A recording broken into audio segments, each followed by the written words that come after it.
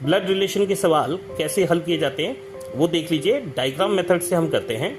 रमेश के भाई के पिता की पत्नी की एकमात्र बहू रमेश के लड़के की क्या होगी। सबसे पहले रमेश बनाइए, ये हमने रमेश बनाया। रमेश के भाई यानी ये इसके ब्रदर हो गए। भाई के पिता यानी भाई के जो पिता हैं वो रमेश के भी पिता हो गए। ठीक है, ये हमने पिता बना दिए।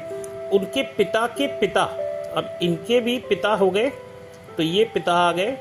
पिता के पिता यानी रमेश के दादा हो गए। और पिता के पिता की पत्नी यानी इनकी पत्नी जो हो गई वो पत्नी की एकमात्र बहू यानी पत्नी की एकमात्र बहू यानी रमेश की मम्मी हो गई, ये बहू हो गई। ठीक है, और रमेश के लड़के की क्या होगी, तो रमेश का लड़का ये है और रमेश के लड़के की तो ये दादी हो गई।